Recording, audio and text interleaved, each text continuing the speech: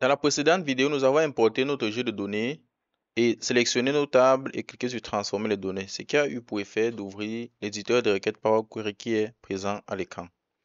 Dans cette vidéo, nous allons nettoyer et transformer nos données et poursuivre avec le développement de notre tableau de bord financier à partir des données comptables et commerciales. Alors, on se retrouve juste derrière. Salut à toi et bienvenue sur Salang Analytics. Ici, nous simplifions le monde de l'analyse de données, de l'intelligence artificielle et de l'automatisation à l'aide d'outils no-code, low-code. Nous vous apprenons à maîtriser les outils puissants tels que Power BI, Excel, Python, SQL, les IA génératifs tels que ChatGPT, Claude, Gemini, les outils d'automatisation no-code, low-code tels que N8N, Make, Power Automate pour maximiser leur valeur. Notre mission, vous aider à exploiter les technologies modernes pour booster votre carrière, améliorer vos processus et créer de la valeur. Si vous êtes nouveau sur cette chaîne, alors je vous invite à vous abonner et à activer la cloche de notification pour ne rater aucune de nos vidéos. Alors, en quoi consiste le nettoyage des données?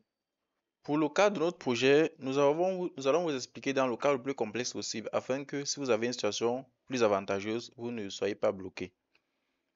Nous pouvons voir que nos tables dans Power Query Editor, nos différentes tables se présentent dans les requêtes, c'est-à-dire pour Power Query, ce sont des requêtes. Nous avons notre table grand livre ici avec ses différentes colonnes. Plan comptable, territoire, tableau de fixe trésorerie, tableau de variation des capitaux et table calendrier. Lorsque vous remarquerez que nous sommes ici dans le menu accueil de Power Query. Ensuite, il y a le menu transformer, ajouter colonne, affichage, outils, aide. On verra au fur et à mesure.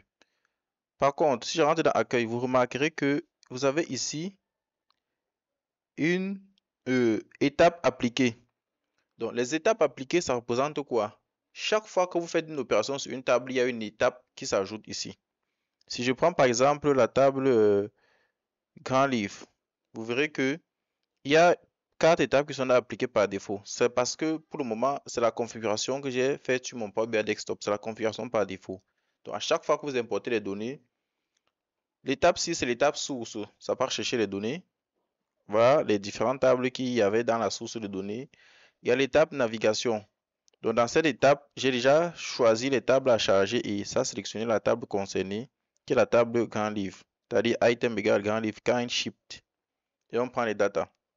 Ensuite, il y a ça automatiquement appliqué l'étape en tête promue. Parce que vous voyez qu'à cette étape, les colonnes s'appellent colonne 1, colonne 2, colonne 3, et ainsi de suite. Par contre, les vrais noms des colonnes sont ici.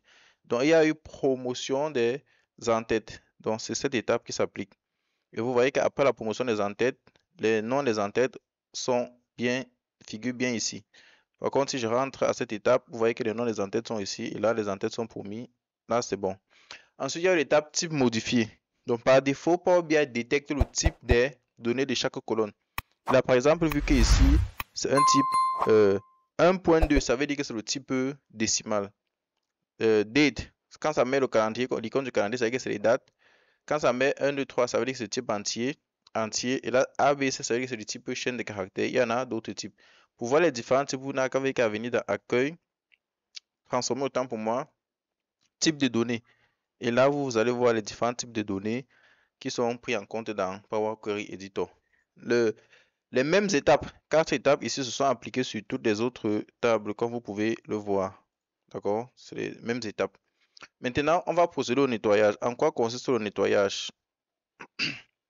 Et quel est l'objectif du nettoyage? Alors, le nettoyage a pour but d'améliorer la qualité de l'information financière dans notre cas, afin que les indicateurs clés soient fiables. Cette opération s'appuie sur les 5 dimensions clés des données de qualité qui sont l'exactitude. Les données doivent être correctes, la cohérence, elles doivent respecter les règles internes. On va le voir, vous ne pouvez pas avoir par exemple des plans comptables différents et faire un reporting. Vous ne pouvez pas non plus avoir des devises différentes et faire un reporting. 100 euros n'est pas 100 dollars, qui n'est pas 100 yuan. D'accord? Si vous avez une entreprise qui agrège et que vous voulez faire un reporting à partir de la comptabilité des différentes filiales qui sont dans différents pays, vous voyez que vous devez faire un travail d'homogénéisation des données. La complétude, absence de valeurs manquantes. D'accord? Vous ne pouvez pas voir les valeurs manquantes. Vous ne pouvez pas avoir une écriture, par exemple, pour laquelle la valeur, c'est-à-dire que le libellé de l'écriture n'est pas indiqué. L'unicité. aucune duplication. Vous ne pouvez pas avoir une facture 2 fois, comptabiliser une facture 2 fois. Là, on est d'accord qu'il y a erreur. Actualiser les données doivent être à jour. Alors, les principales opérations qui interviennent dans le nettoyage des données sont la suppression des doublons. Par exemple, si vous avez une facture qui est comptabilisée en double, il faut la supprimer. Donc, c'est ce que vous devez, c'est un réflexe que vous devez avoir. À chaque fois, vous devez supprimer les doublons dans vos tables. Donc, je vais commencer par la table grand livre. Là, je vais épingler, je vais essayer d'épingler, voilà, je vais essayer d'épingler. La suppression des lignes. Vous avez dans l'onglet, dans le menu accueil, vous avez ici le bouton supprimer les colonnes. On ne va pas supprimer les colonnes, vous avez ensuite supprimer les lignes. Quand vous cliquez sur la flèche qui est ici, vous avez supprimer les lignes du haut, du bas, les autres lignes. Non, nous on va supprimer les doublons. J'applique supprimer les doublons. Vous voyez qu'il y a l'étape supprimer les doublons qui s'est ajoutée ici. Je vais faire la même chose sur toutes les tables. Supprimer les lignes, supprimer les doublons. Je viens ici, je fais la même chose, supprimer les lignes, supprimer les doublons. Je fais pareil ici, supprimer les lignes, supprimer les doublons. Ici également, supprimer les lignes, supprimer les doublons. Et enfin, calendrier. Alors, pour moi, ça ne sert pas à grand chose de nettoyer la table calendrier ici. Pourquoi? Parce que nous n'allons pas travailler avec cette table calendrier. Dans la suite, je vais vous donner un code qui va permettre de créer une table calendrier qui est complète et qui a tous les différents niveaux de la hiérarchie date pour lesquels les analyses sont effectuées. Donc, je vais simplement supprimer cette table. Et ensuite, donc, on va créer notre table. On va là travailler dessus avec cette table-là. Je fais simplement un clic droit, je clique sur supprimer. Ou alors, je peux sélectionner la requête ici. Je viens au niveau de supprimer les colonnes. Je prends supprimer les colonnes. Ça, non, non. Qu'est-ce que j'ai fait? Je veux plutôt supprimer la table. Donc, je fais un clic droit et je fais supprimer. Ça me donne un avertissement parce que la suppression d'une table est irréversible. Je supprime et puis ça supprime cette table. Les doublons étant supprimés, nous allons passer au traitement des valeurs manquantes. Pour traiter les valeurs manquantes, le but de traiter les valeurs manquantes, c'est éviter justement que vous avez des lignes pour lesquelles il manque certains champs. Je ne peux pas, par exemple, avoir une écriture en débit. J'ai une date d'écriture, j'ai un montant, mais je n'ai pas, par exemple, le compte dans lequel l'écriture s'est passée. Vous voyez que c'est pas bon. Donc, pour faire et comment vous traitez les valeurs manquantes dépend du contexte. Vous pouvez les remplacer par la moyenne, la médiane, ou simplement les supprimer si elles ne sont pas trop significatives. C'est-à-dire si ça ne va pas biaiser votre jeu de données.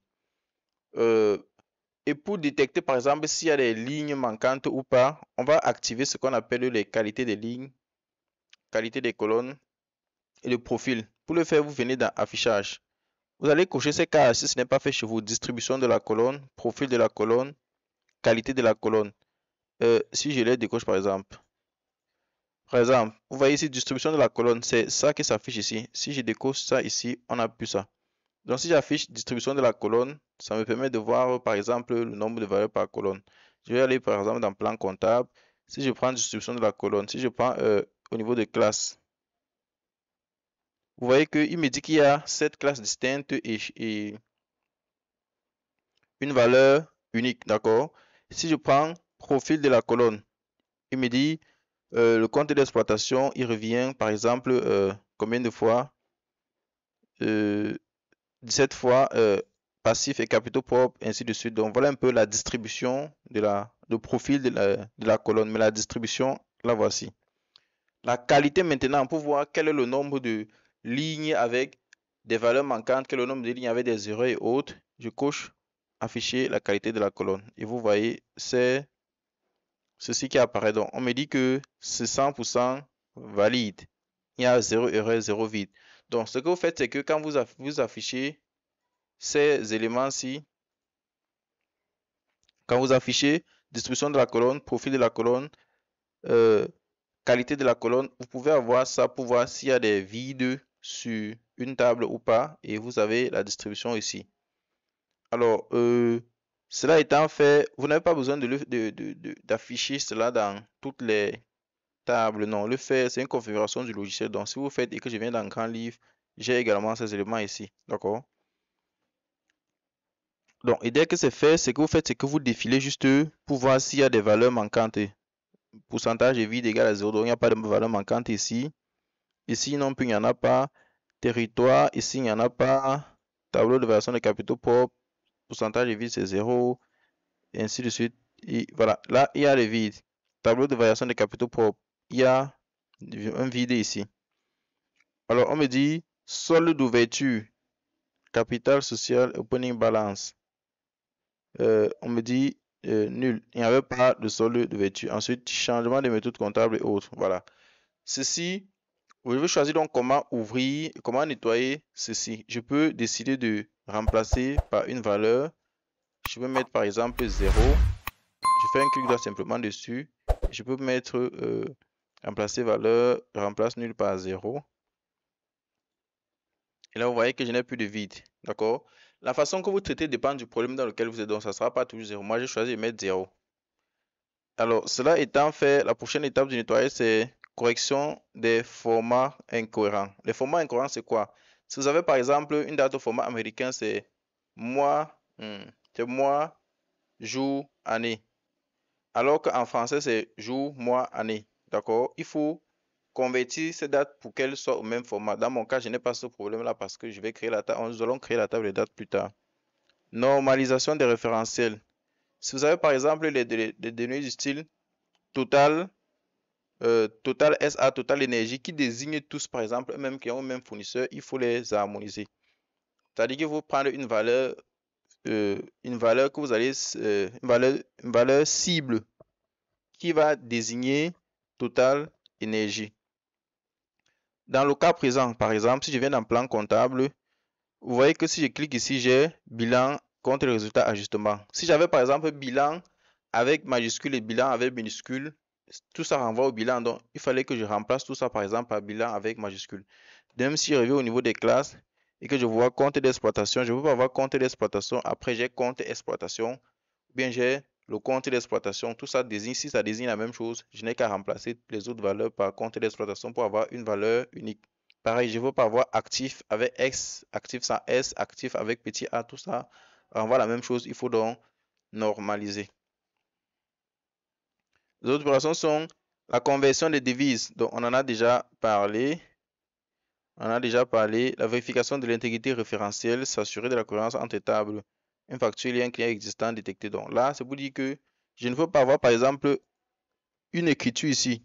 Il y a le numéro de l'entrée, la date de l'entrée, la clé du territoire. Par exemple, on me dit que l'écriture était dans le territoire 1, mais je ne veux pas aller dans la table de territoire, par exemple. Je vois qu'il n'y a pas un territoire qui a la clé 1. Ça veut dire que là, il n'y a pas l'intégrité référentielle n'est pas respectée. On va arrêter pour cette vidéo. On se retrouve dans la prochaine pour poursuivre avec le nettoyage des données. Nous voici arrivés à la fin de cette vidéo et j'espère sincèrement qu'elle vous a aidé à progresser. N'oubliez pas, chaque petit pas compte. Si elle vous a aidé ou inspiré, prenez une seconde pour la liker. Cela nous aide à toucher encore plus de monde et à grandir. Si vous avez des questions, laissez-les en commentaire. Abonnez-vous à Sana Analytics et activez la cloche de notification afin de ne manquer aucune de nos prochaines aventures. Et surtout, partagez cette vidéo avec un ami ou un collègue. Vous pourriez lui envoyer ce dont il a exactement besoin pour passer au niveau supérieur. Merci d'être là et on se retrouve très bientôt sur Sana Analytics.